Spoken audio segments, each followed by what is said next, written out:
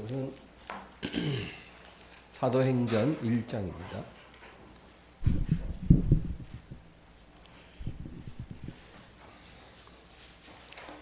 사도행전 1장 6절에서 8절까지 합독합니다. 그들이 모였을 때 예수께 여쭈어 이르되 주께서 이스라엘 나라를 회복하심이 이때니까 하니 이르시되 때와 시기는 아버지께서 자기의 권한에 두셨으니 너희가 알 바 아니요 오직 성령이 너희에게 임하시면 너희가 권능을 받고 예루살렘과 온 유대와 사마리아와 땅 끝까지 이르러 내 증인이 되리라 하시니라. 아멘. 오늘은 역사에 대해서 여러분과 나누려고 합니다. 역사, 영어로는 히스토리라고 그러잖아요. 이제 그거를 his story, 그래서 그의 이야기 이렇게도 말합니다. 누구의 이야기입니까? 하나님의 이야기죠. 역사의 주인은 인류가 아니고 하나님이십니다. 역사는 반복된다, 이런 말이 있어요. 이 말은 인간은 역사에서 배우지 못하므로 과거의 실수를 계속 반복한다는 말입니다. 역사를 통해서 배우면 실수를 반복하지 않아야 되는데 계속 반복한다는 거예요. 그래서 지금도 인류는 아담과 하와가 실수했던 그 실수를 계속 반복하고 있습니다. 그래서 금단의 과실을 탐하는 거죠. 그 에덴 동산에서의 실수가 지금까지도 계속 일어나고 있다는 거죠. 또 오늘날의 교회들은 구약시대 이스라엘 백성들의 실수를 또 계속 반복을 하는 것입니다. 한 번만 실수하면 괜찮은데 두 번, 세 번 계속 반복이 된다는 거예요. 우리가 역사를 이야기할 때 여러 가지 역사가 있죠. 조선 왕조의 역사도 있고 고려의 역사도 있고. 그러나 이 많은 역사 중에서 이스라엘의 역사를 우리가 알아야 하는 이유가 있어요. 뭐냐면 하나님께서 이스라엘의 역사에 직접적으로 개입하셨기 때문입니다. 그래서 이스라엘의 역사가 중요한 거예요. 하나님이 그 역사에 특별히 개입하지 않았다면 왜 우리가 이스라엘의 역사를 알아야 합니까? 하나님의 구원 계획이 이스라엘의 역사를 통해서 우리에게 나타났다는 거죠. 그래서 우리가 하나님을 알기 위해서, 하나님의 구원을 우리가 받아들이기 위해서 이스라엘의 역사를 반드시 이해해야 한다, 그것입니다. 미국의 역사, 중국의 역사는 우리가 굳이 알 필요가 없지만 이스라엘의 역사는 우리가 알아야 한다는 거죠. 우리가 갖고 있는 이 성경은 이스라엘의 역사에 대해서 많은 분량을 담고 있습니다. 그런데 이 성경이 역사책은 아니에요, 여러분. 역사를 담고 있지만 역사책은 아니고 성경은 성령의 감동으로 기록된 예언서입니다. 예언서인데 그 안에 이스라엘의 역사의 많은 부분이 담겨져 있다, 그 얘기죠. 근데 성경에 기록된 역사는 사람의 관점에서 기록한 역사가 아니고 하나님의 관점에서 기록한 역사라는 거예요. 그게 중요해요. 모든 역사는 사람의 관점에서 기록합니다. 그래서 역사를 승자의 역사라 그런 말도 하잖아요. 승자가 자기 관점에서 기록하니까 진실을 담지 못하고 어떤 주관적인 관점을 담는 거죠. 그런데 성경에 기록된 역사는 하나님의 관점에서 선지자들이 기록한 역사이기 때문에 아주 그 의미가 다르다는 거죠. 그래서 우리가 성경을 읽어보면 특별한 점이 있어요. 사람의 관점에서 보면 굉장히 중요한 어떤 사건 혹은 인물이 있는데 성경에는 별로 그렇게 중요하게 다루질 않는다는 거예요. 예를 들면 북이스라엘에 오므리라는 왕이 있었어요. 이 오므리 왕은 굉장히 뛰어난 왕이었어요. 업적도 굉장하고 정치를 굉장히 잘해서 북유 이스라엘이 오므리 때 굉장히 번영했다는 거죠. 그러면 사람의 관점에서는 아주 훌륭한 왕이기 때문에 오므리 왕에 대해서 많은 기록을 하겠죠. 그러나 성경에는 오므리에 대한 기록이 단 7절밖에 안 나온다는 거예요. 왜 그럴까요? 하나님의 관점에서는 그 오므리 왕이 중요하지 않다는 거예요. 그래서 7절로 끝나요. 그러나 반대로 사람이 볼 때는 별로 그렇게 중요한 일이 아닌 거예요. 아주 하찮아 보이는 사건이에요. 아주 중요하지 않은 인물이에요. 역사에 기록될 가치도 없는 그런 사람인데도 성경에 자세히 기록이 될 수가 있다는 거죠. 예를 들면 룻기가 그래요. 여러분 이 룻이라는 여자 누굽니까? 유대인 여자도 아니고 모압 여자예요. 일찍이 결혼했다가 사별하고 시어머니 따라 베들레헴으로 왔다가 보아스라는 나이 많은 남자랑 재혼한 그런 모압의 여인이에요.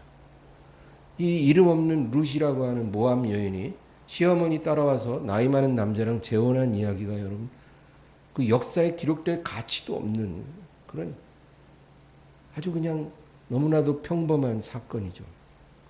그러나 성경은 룻기를 기록했어요.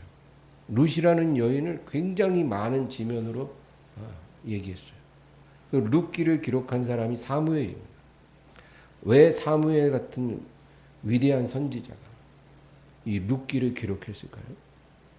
사람이 볼 때는 중요하지 않은데 하나님이 볼 때는 너무 중요한 거예요. 왜냐하면 이 룻이 다윗 왕의 증조모거든요.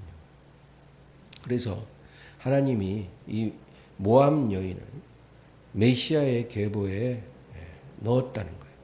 왜 그랬냐? 하나님이 보실 때 룻에게는 하나님이 기뻐하실 믿음을 갖고 있다는 거죠. 룻이 갖고 있는 그 믿음이 룻을 그렇게 축복의 반열에 세웠다는 거예요. 그래서 하나님께서는 이 룻의 중심이 우리들에게 전해지기를 원하시는 거예요. 우리가 이 룻의 믿음을 본받기를 원하시는 거예요. 그래서 성경의 역사는 하나님의 관점에서 기록된 역사다. 이스라엘의 역사를 우리가 살펴본다면 이스라엘은 1500년의 역사를 갖고 있어요. 성경에 기록된 이스라엘의 역사가 1500년입니다. 그런데 1000년 동안은 오르막길을 쭉 가다가 다윗 왕 때 정점을 이룹니다. 그리고 500년 동안 내리막길을 걸어서 멸망하고 말아요. 그게 이스라엘의 역사입니다. 이스라엘의 역사는 아브라함이라는 75살 먹은 한 남자를 하나님이 부르심으로 시작이 돼요. 그 아브라함이 갈대아 우르에 살고 있었거든요. 그러니까 기원전 2000년경의 이야기예요. 기원전 2000년경이니까 지금부터 4000년 전에 갈대아 우르에서 살던 75살 먹은 아브라함이라는 한 남자를 하나님이 부르십니다. 그래서 내가 내게 지시하는 땅으로 가라는 거예요. 너의 고향을 떠나는 거예요. 그래서 아브라함이 믿음으로 순종하고 떠났어요. 그것이 이스라엘 역사의 시작입니다. 한 인물로부터 시작한 거예요. 우리 한민족은 뭐 단군으로부터 시작했다 그러잖아요. 실존 인물인지 아닌지는 모르겠으나 어쨌든 한 민족의 시조죠. 이스라엘 민족의 시조는 바로 아브라함인 거죠. 그래서 기원전 2000년경에 아브라함을 선택함으로 시작이 됐어요. 그리고 그가 100세의 아들을 하나 낳았고 그 아들이 또 결혼해서 쌍둥이를 낳았다는 거죠. 그 쌍둥이 동생이 야곱인데 하나님이 야복강 나루토에서 이 야곱의 이름을 바꿔주시는 거예요. 이스라엘이라 하라. 그리고 그 야곱이 낳은 12아들이 이스라엘의 12지파가 됐다는 거예요. 그리고 나서 그 야곱 때부터 이제 야곱이 이제 11번째 아들이 요셉이죠. 요셉이 애굽으로 가서 총리가 되니까 그 70명의 가족들이 요셉을 따라 애굽에 정착을 했다는 거예요. 그리고 약 400여 년이 흘러서 이스라엘은 한 민족으로 성장을 해요. 그래서 20세 이상 남자만 60만 명이니까 어림잡아 150만 이상인 큰 민족으로 성장하게 됐다는 거죠. 그래서 모세의 인도로 애굽에서 나옵니다. 우리가 잘 아는 스토리예요. 그래서 약속의 땅에 이제 정착을 해서 살아가기 시작합니다. 그리고 나서 사울 왕, 다윗 왕, 솔로몬 왕을 거쳐 나라가 쪼개지죠. 그래서 이스라엘의 역사는 다윗 왕 때 전성기를 이룹니다. 가장 번영하던 시대예요. 그리고 다윗의 아들 솔로몬이 우상 숭배를 시작하면서 내부에서 골망하기 시작하고, 그래서 내리막길을 걷다가 기원전 586년에 완전히 패망하고 만 거죠.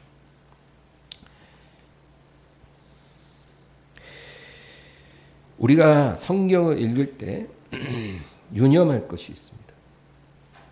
이스라엘 나라에 일어난 일들이 오늘날 교회에도 일어날 수 있고 한 가정에도 일어날 수 있고 개인의 인생에도 일어날 수 있다는 거예요. 그래서 우리가 성경을 유념해서 읽어야 돼요. 이스라엘에게 일어난 일은 오늘날 우리에게도 일어날 수 있는 일이에요. 왜냐하면 하나님이 그의 백성을 다루시는 방식은 변하지가 않거든요. 특별히 통일 왕국 시대가 있어요. 이스라엘 역사 중에 120년 동안 통일 왕국의 시대가 있습니다. 그래서 세 왕이 40년씩 다스렸어요. 그런데 이 세 왕을 우리가 연구할 때 공통점이 하나 있어요. 그것은 이 세 명의 왕이 시작은 아주 좋았다는 거예요. 시작은 너무 훌륭했어요.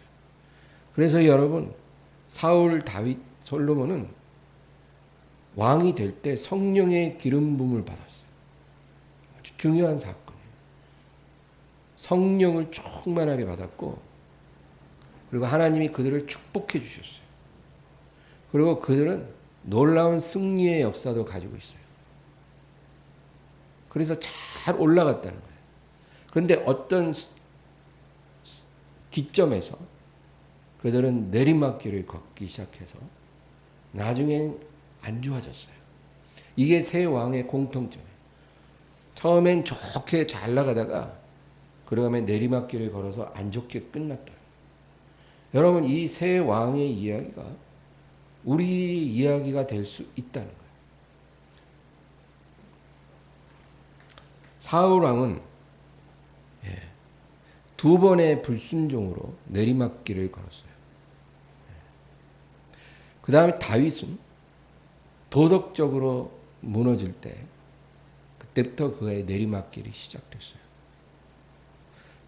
솔로몬 왕은 그가 맞이한 수많은 처첩들이 가지고 온 우상숭배에 빠져들기 시작했어요. 그러니까 여자를 너무 많이 얻은 거예요.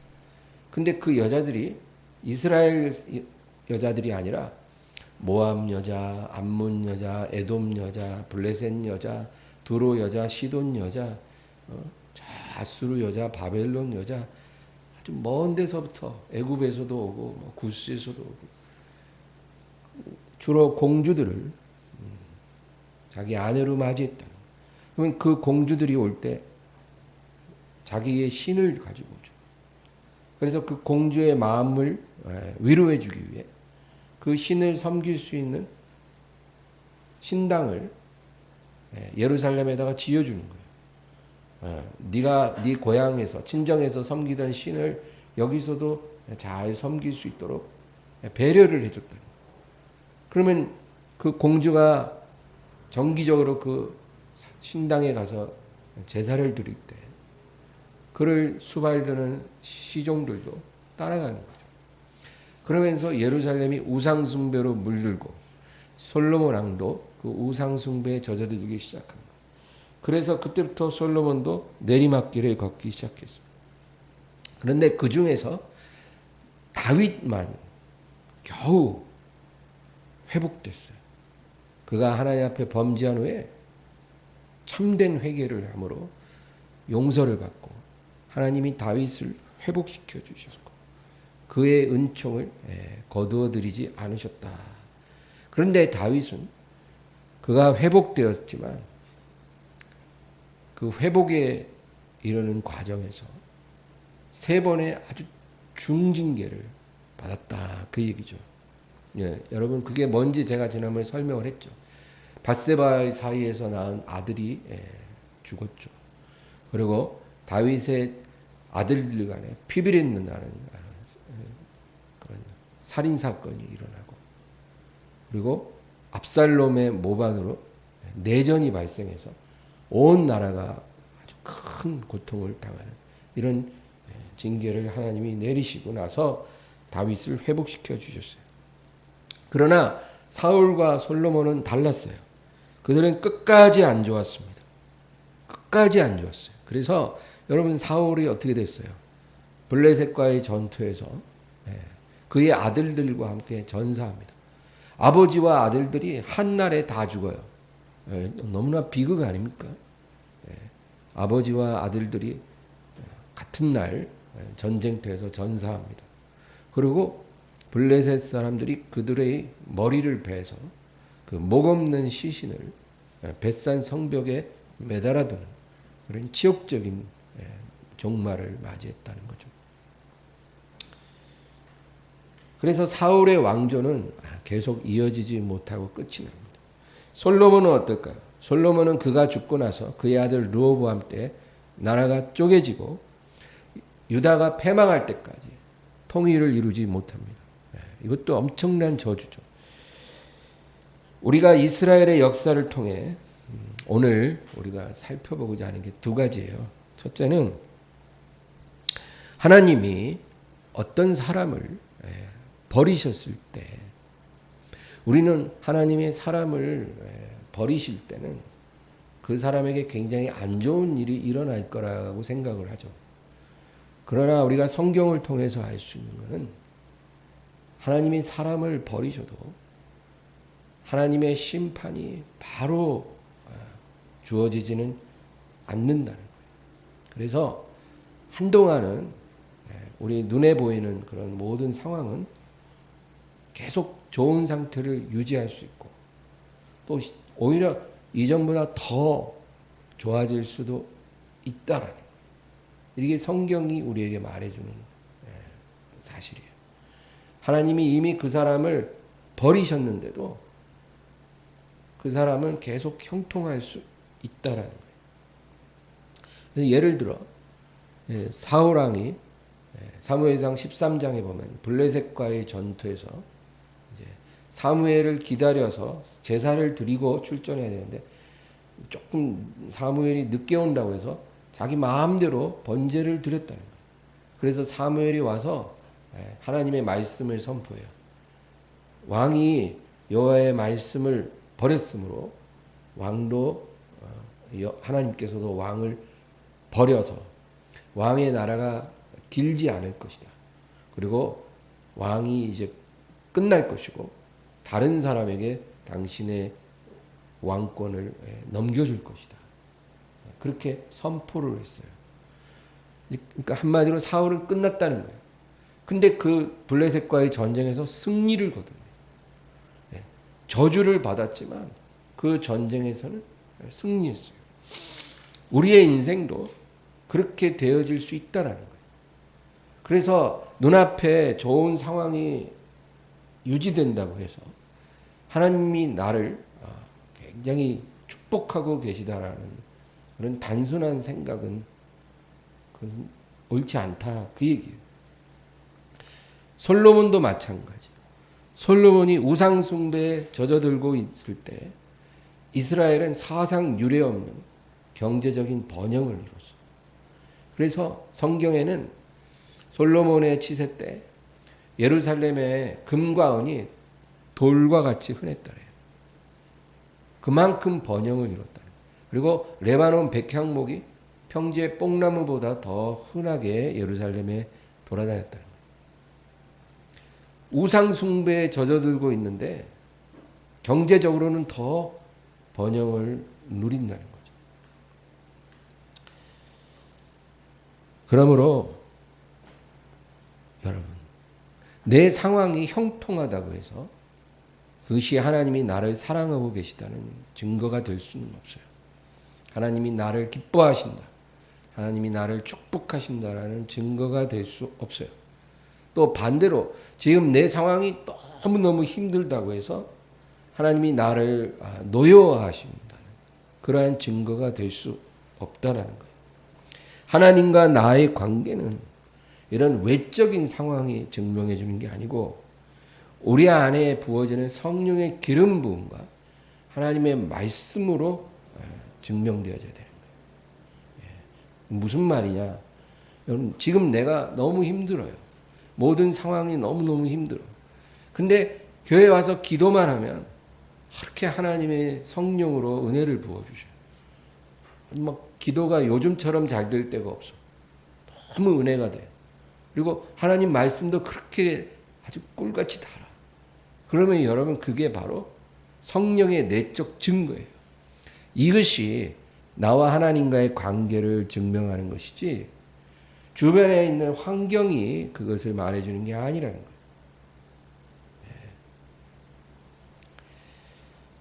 다윗의 일생에서 하나님이 다윗을 가장 기뻐하셨을 때가 언제냐면 그가 아버지의 양을 칠 때예요. 그리고 사울에게 쫓겨다니는 10년 동안이에요. 그가 쫓겨다니면서 너무 힘들어서 하나님 앞에 노래를 불렀어요. 그때가 바로 하나님과 다윗의 관계가 제일 좋았을 때예요. 상황은 제일 힘들 때인데 하나님과 다윗이 제일 친밀했을 때. 여러분, 우리도 그럴 수 있는 거예요. 환경으로 인해서 하나님과의 관계를 증명하려고 생각해서는 안 돼요. 우리가 오히려 더 조심해야 될 것은 우리 앞에 있는 평온한 환경이 그것이 우리를 속여서 우리로 하여금 회개에 이르지 못하게 하는 것. 그게 진짜 위험한 거예요. 예. 어떤 장로가 사업이 너무 잘 돼. 아주 사업이 너무 잘 되니까 하나님과 관계가 틀어져 있는데도 깨닫지 못하는 거예요. 하나님이 나를 축복하고 있다고 믿는 거예요. 이런 상황이 제일 위험한 거예요, 여러분. 오히려 하나님 앞에 탁 세게 맞아가지고 그냥 하나님 앞에 납작 엎드리는 게 그게 오히려 은총의 증거예요. 그래서 우리는 기도와 말씀이 습관이 돼야 돼요. 매일 기도와 말씀을 우리가 습관화할 때 우리는 기도와 말씀을 통해서 하나님께 귀를 기울일 수가 있는 거예요. 그러면 우리가 이런 오류의 환경에 속임수에 우리가 빠지지 않고 하나님의 음성을 따라 행할 수가 있다라는 거죠. 다윗이 다른 두 왕과 차별되는 위대한 점이 있어요. 그게 뭐냐? 다윗은 선지자가 책망할 때 즉시 깨닫고 회개했다는 거예요. 여러분, 이게 굉장히 중요해요. 하나님께서 말씀으로 우리를 책망하실 때는요, 그게 가장 부드러운 하나님의 방식이에요. 말씀으로 말해서 잘 들으면 하나님의 징계도 제일 적게 받고 끝나요. 그러나 대부분이 좋게 말하면 안 들어요. 못 깨달아요. 말씀으로 못 깨달으니까 그 다음에 하나님이 다른 방법으로 치는 거예요. 이스라엘이 선지자들의 책망을 듣고 돌이켰으면 하나님의 징계가 철회되든지 아주 최소한대로만 오고 끝날 텐데 그 많은 선지자들을 북이스라엘과 남유다에 보냈지만 그들이 듣지 않았기 때문에 그들이 패망해서 아수르와 바벨론으로 끌려간 거예요. 그러니까 지금도 마찬가지예요. 하나님의 말씀으로 우리를 책망할 때 우리가 바로 깨닫고 회개하면 그것이 우리에게 복된 일이에요. 다윗이 그랬어요. 다윗은 그 일생 동안 큰 죄를 2번 범했다고 성경이 말해줘요. 성경에는 좋은 일만 기록된 게 아니라 나쁜 일을 더 많이 기록하고 있어요. 그래서 성경이 하나님의 말씀인 거예요. 다윗이 일생 동안 큰 죄를 2번 범했어요. 하나는 그의 치세 초기 때 밧세바의 일입니다. 이것은 그가 육체의 정욕을 이기지 못해서 이렇게 해서 범죄한 거예요. 그리고 또 하나는 치세 말기에 그가 하나님의 허락도 없이 인구조사를 합니다. 근데 성경에 보면 사탄이 다윗을 격동했다는 거예요. 그러니까 다윗이 지은 2 죄는 하나는 자신의 육체의 정욕으로 스스로 지은 죄고 우리가 그렇게 죄를 짓기도 해요. 또 하나는 사탄이 격동해서 다윗이 범죄를 했다는 거예요. 그런데 이 2 경우에 하나님이 선지자를 보내서 다윗을 책망했어요. 밧세바의 사건 때는 나단 선지자가 와서 책망을 했고 인구조사를 했을 때는 선견자 갓이라는 사람이 와서 다윗을 책망했어요. 근데 다윗은 즉시로 하나님 앞에 엎드려 회개를 했다 그거죠. 그래서 하나님이 징계는 혹독하게 내리셨지만 그의 은총을 거두어 가지는 않으셨다는 거예요. 징계를 통해서 다윗은 새로워졌고 온전해졌다는 거죠. 여러분 우리가 이 다윗을 잘 본받아야 돼요. 우리도 크고 작은 죄를 범할 수 있잖아요. 하나님의 말씀이 들릴 때 바로 깨닫고 회개하는 게 제일 좋은 거라는 거죠. 그래서 여러분 밧세바의 일로는 하나님이 3가지 징계를 내렸다고 그랬죠. 인구조사 때는 어떤 일이 있었는가요? 선견자 갓이 와서 말을 합니다. 왕이 회개하였으니 이 여호와의 말씀을 들으소서. 하나님이 하나를 택하라 하도이다. 첫째는 이 땅에 이 나라에 7년 기근이 임하는 것고 그게 아니면 3개월 동안 왕이 대적에게 쫓기는 것고 그게 아니면 3일 동안 전염병이 온 나라를 휩쓸 것입니다. 하나를 택하라 하십디다. 그러니까 다윗이 딱 들어보니까 3번째가 제일 만만해 보였어요. 죽었다 깨어나도 3일이면 견딜 수 있을 것 같았어요. 그래서 내가 3일간 전염병을 택하겠습니다. 하나님 참 재밌으세요. 이게 엄청난 배려예요, 여러분. 우리가 뭔가 잘못했을 때, 야, 3가지 중에 하나 택해. 너 암병 걸릴래. 1번 암병, 2번 파산, 3번 가족들 다 사망하고 너만 사는 거. 어느 거 할래? 다 싫어요. 그렇게 혹독한 시험지를 내밀지는 않으시겠죠. 그러나 어쨌든 하나님 다윗을 너무 사랑하셔요. 그래서 셋 중에 택하라는 거예요. 그래서 3일간 전염병을 택하니까 3일 만에 7만 명이 사망했어요. 엄청난 거예요.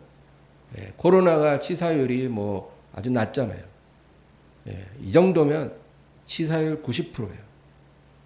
나라가 초토화된 거예요. 지금 튀르키예 사망자가 4만 명이래잖아요. 더 늘어나겠다고 하지만 엄청난 국가적 재앙이죠. 3일 만에 7만 명이 사망한 것은 어마어마한 거예요. 여러분 하나님은 사랑하신다고 징계를 안 내리는 게 아니에요.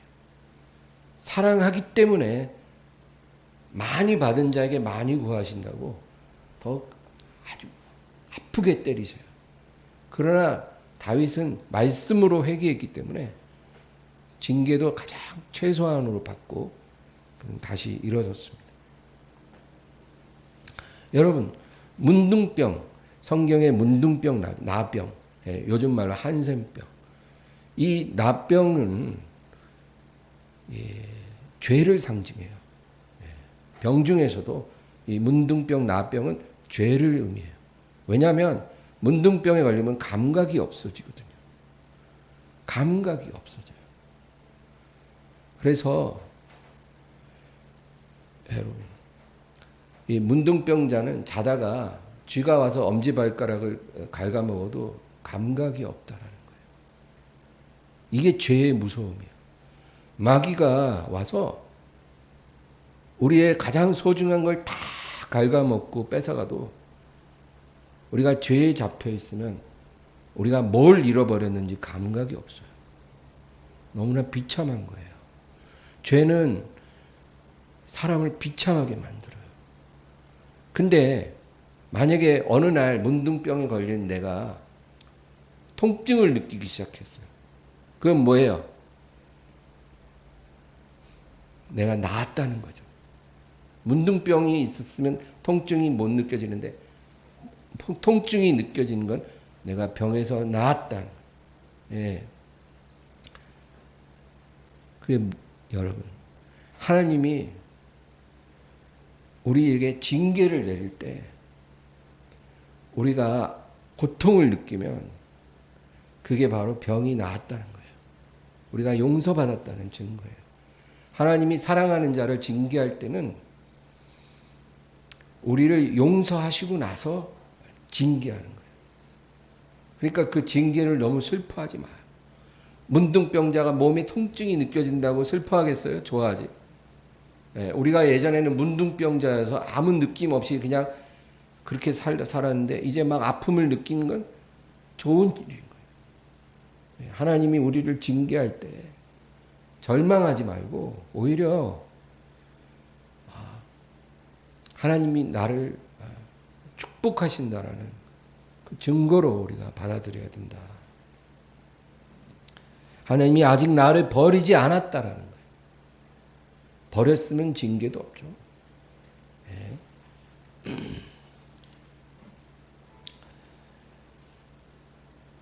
한 가지 더 말씀드릴게요.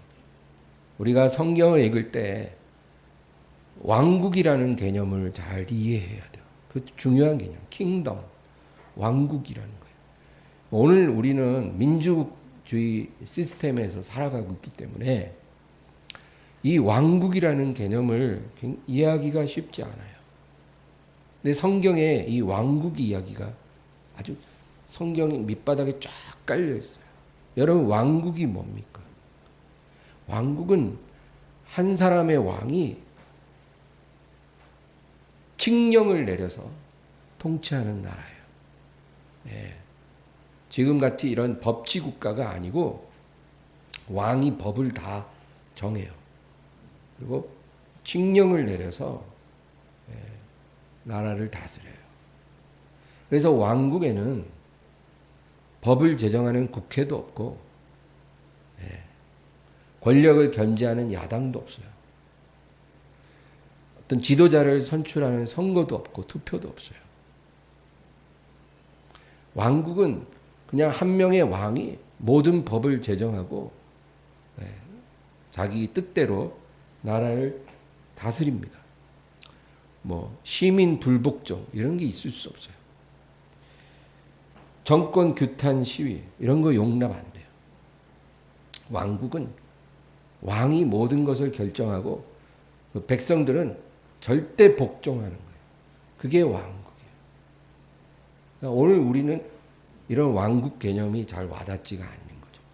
만약에 제가 여러분에게 여러분 왕국에서 살고 싶으세요?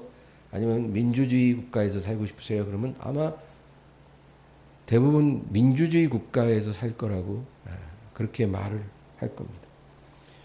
이 왕국이라는 것은 양날의 검이에요. 아주 좋은 왕이 이 왕국의 주인이 되면 그건 최선의 선택이에요. 그런 왕국이 있다면 우리가 그 왕국의 백성이 되는 건 너무나 좋은 일이에요. 완벽한 지혜와 명철로 나라를 이끌어가고, 그렇죠? 백성을 위해 자기 목숨까지도 아끼지 않고 내어줄 수 있는 그런 왕이 다스리는 왕국이라면 우리가 그런 왕국에서 사는 게 훨씬 좋은 거죠. 그러나 만약에 왕이 악한 왕이고 어리석은 왕이라면 그 왕국에 들어가 사는 것은 최악의 선택이 되는 거예요. 그러면 여러분, 인류 역사에 수많은 왕국의 왕들은 어떤 왕들이었을까요? 절대 다수가 후자이죠. 그거를 인류는 경험적으로 알고 있는 거예요. 그래서 이 왕국 제도는 너무나 위험하기 때문에 사람들은 민주주의 시스템을 선호하는 거예요.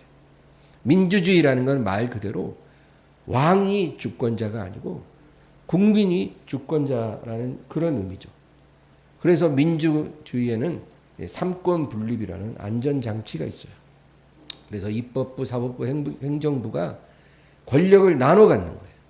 그래서 절대 권력이 존재하지 않도록 서로를 이제 견제하는 그런 시스템이다 그 얘기죠.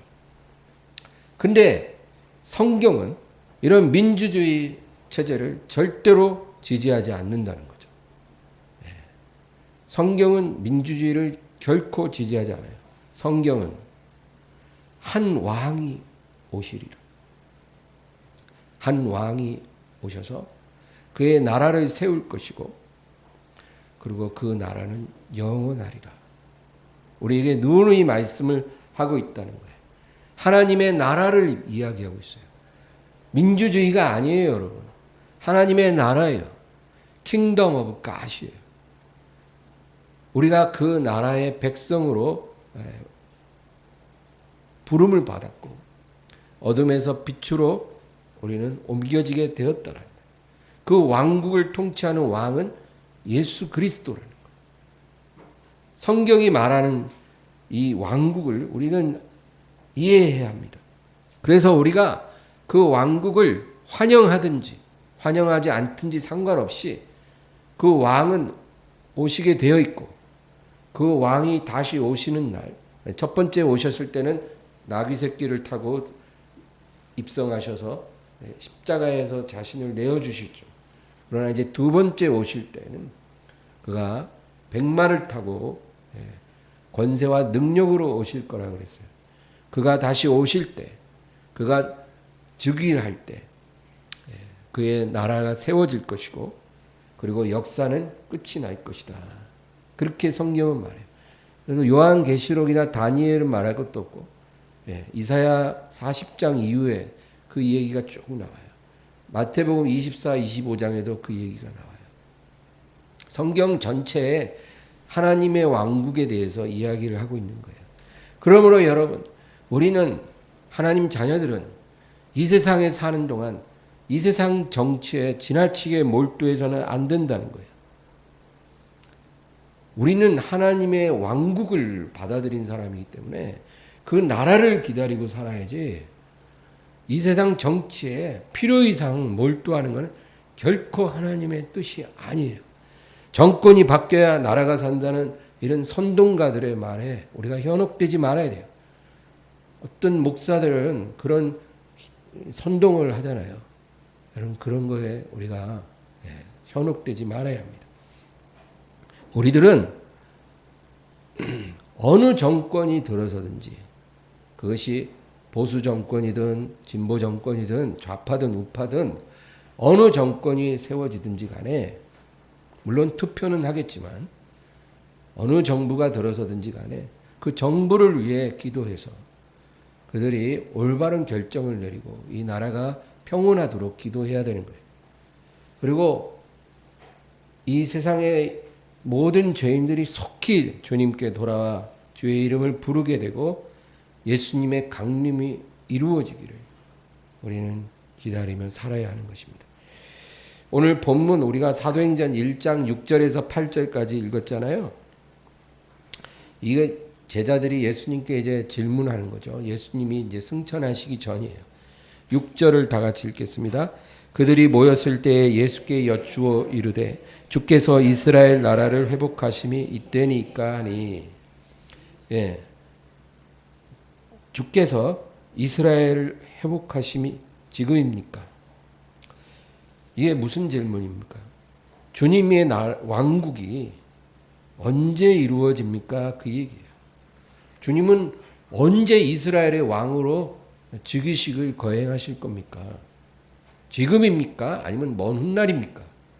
언제 이스라엘의 왕이 되실 겁니까? 제자들이 그걸 질문한 거예요. 왜냐하면 이때만 해도 이 제자들의 시야는 굉장히 좁았어요. 예수님을 이스라엘의 왕으로만 생각했지 만국의 왕으로까지는 생각할 수가 없었어요. 이때는. 그래서 제자들의 이런 질문을 하는 거예요. 주님은 언제 왕이 되실 겁니까? 언제 주님의 왕국이 세워질 겁니까? 지금입니까? 나중입니까? 그러니까 예수님이 대답을 해요. 7절입니다. 이르시되 때와 시기는 아버지께서 자기의 권한에 두셨으니 너희가 알 바 아니요. 그 왕국이 세워지는 때와 시기는 하나님 아버지의 권한이므로 너희가 관심 갖지 말라는 거예요. 너희는 그거를 알려고 해서는 안 된다는 거예요. 하나님이 이거를 알려고 하지 말라고 했으면 알려고 하지 말아야 돼요. 막 뭐 여러 가지 이론을 가지고 막 날짜 계산하는 사람들이 많지만 여러분 알려고 하지 말라 그랬으면 알 필요가 없다는 거예요. 근데 8절에서 이제 우리가 정말 관심을 가져야 될 게 뭔지를 말해주죠. 8절입니다. 오직 성령이 너희에게 임하시면 너희가 권능을 받고 예루살렘과 온 유대와 사마리아와 땅끝까지 이르러 내 증인이 되리라 하시니라. 너희가 해야 될 일은 첫째는 너희는 성령을 받아야 한다는 거예요.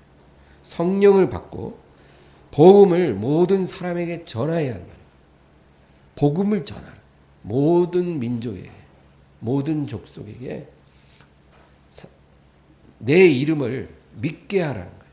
사람들이 예수 이름을 믿게 하라. 여러분 구원은요 어떤 우리의 행위로 받는 것도 아니고 우리가 어떤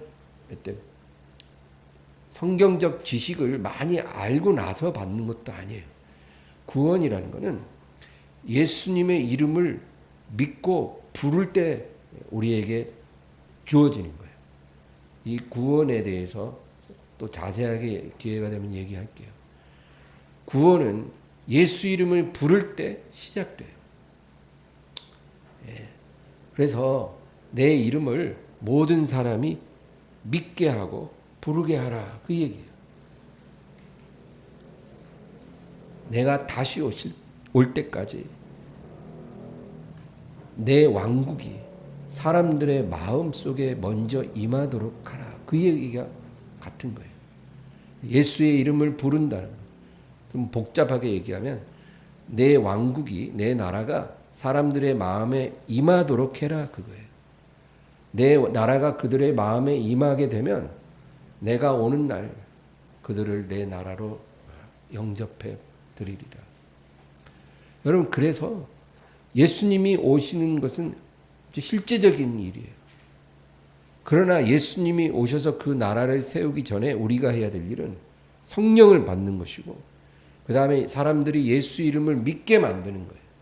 그래서 그들 마음속에 우리와 같이 하나님의 나라가 임하게 하는 게 우리가 할 일이에요.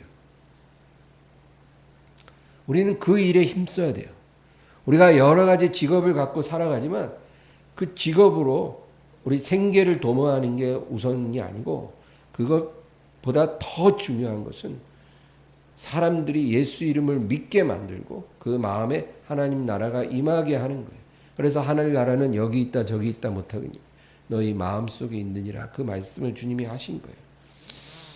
우리 마태복음 28장 18절에서 20절 한번 찾아볼까요? 마태복음 가장 마지막 장이에요.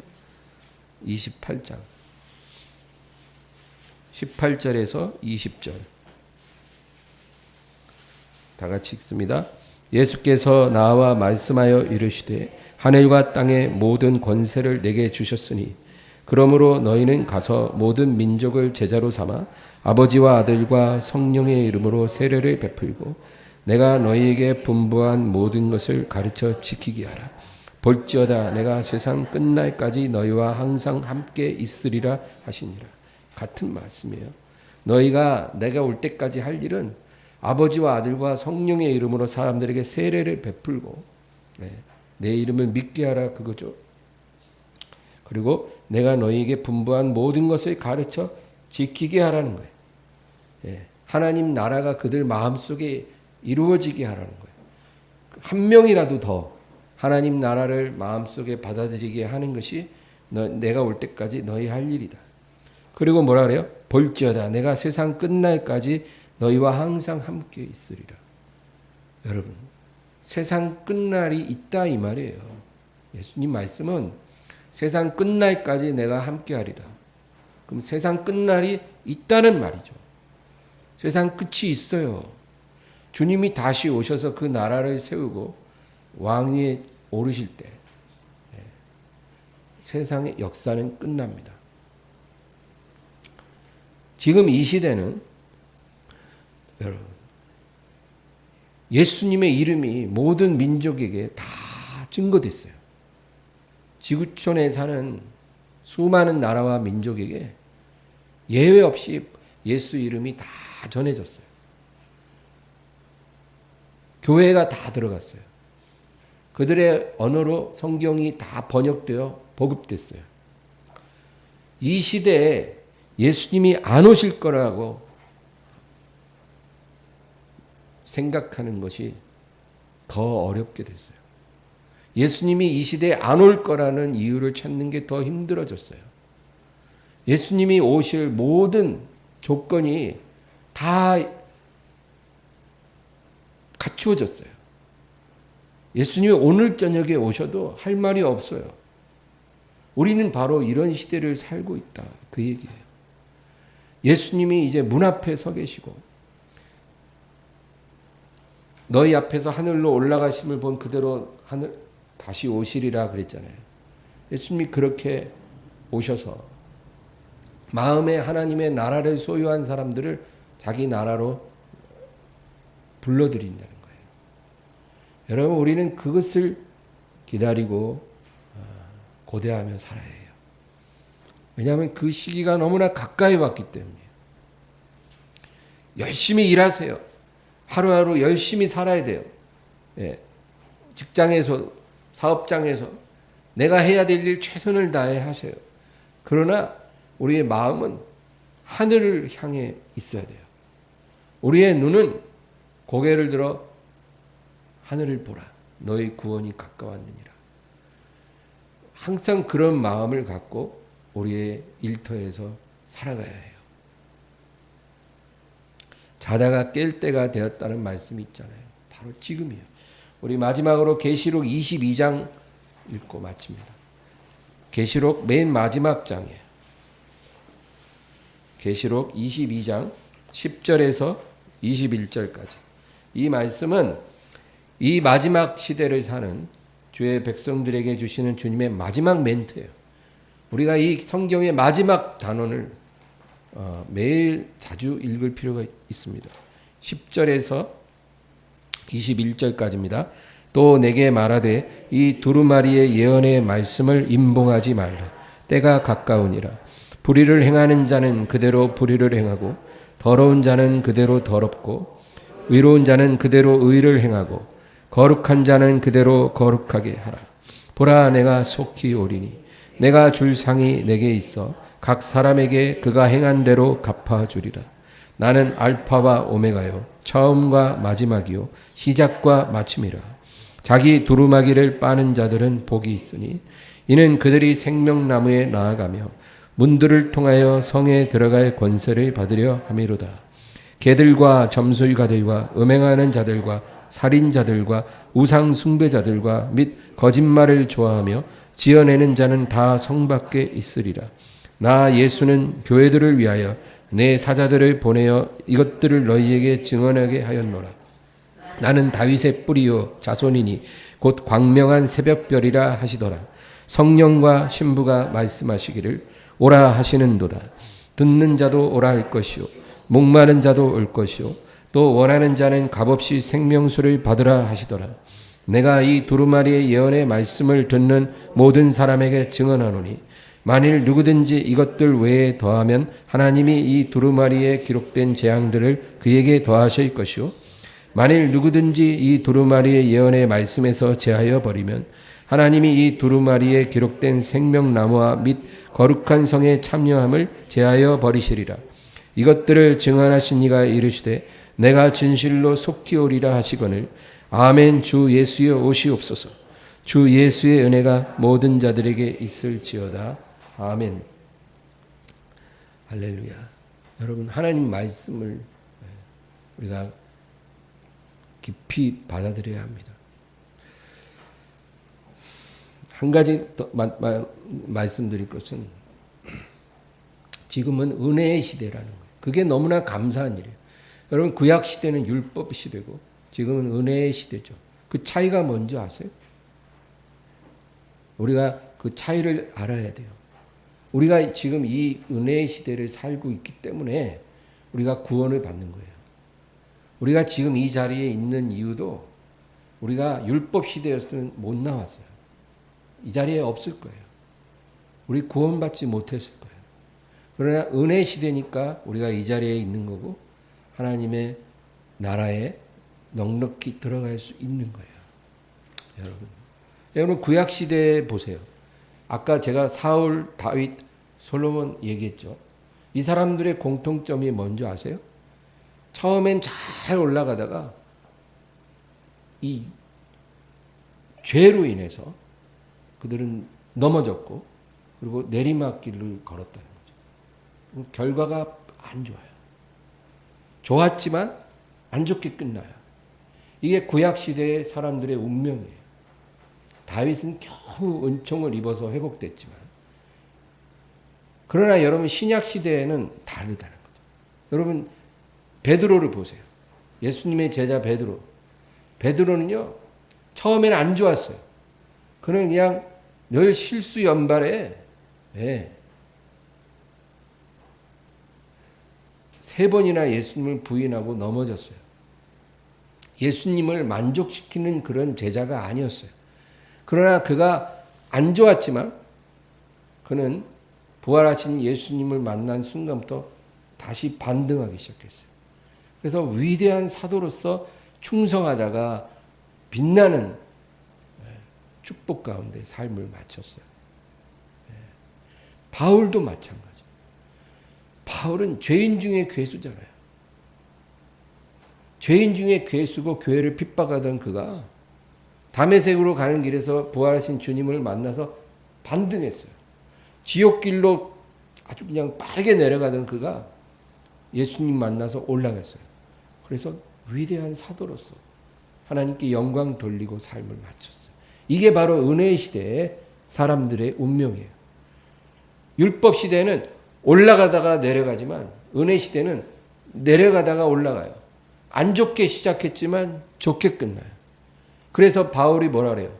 나의 나된 것은 주의 은혜라. 진짜 내가 이렇게 사도로서 하나님 섬기게 된 거는 나로 말미암은 게 아니라는 거예요. 주의 은혜로 내가 이렇게 됐다는 거예요. 여러분 그래서 저와 여러분도 은혜의 시대에 우리가 살고 있는 게 너무나 감사한 거는 우리의 과거에 부족하고 못난 모습이 있었을지라도 하나님이 우리를 이끌어서 점점 올라가게 해주신다는 거예요. 그래서 우리의 생애가 끝날 때에는 정말 내가 생각하지도 못한 영광스럽고 아름다운 모습으로 내가 주님 앞에 서 있다가 그 나라에 들어가게 된다는 거예요. 여러분 이런 은혜를 우리가 받고 있다는 걸 의심하지 말고 여러분 승리하시며 살아가기를 주의 이름으로 축원합니다. 하나님 아버지, 오늘 우리가 이 역사에 나타난 하나님의 섭리를 우리가 살펴보며 하나님, 우리에게 은혜 주신 하나님께 영광과 감사를 드립니다. 주의 은혜가 우리를 붙들어 주심으로 우리가 이 자리에 있사오니 우리의 달려갈 길을 끝까지 잘 맞춰서 우리의 이전의 삶보다 앞으로의 삶이 더 영광스럽고 아름다운 삶이 되게 하시고 우리 주님 온 땅의 왕으로 오실 때 우리가 다 주님을 기쁨으로 맞이할 수 있도록 도와주시옵소서. 예수님의 이름으로 기도합니다. 아멘.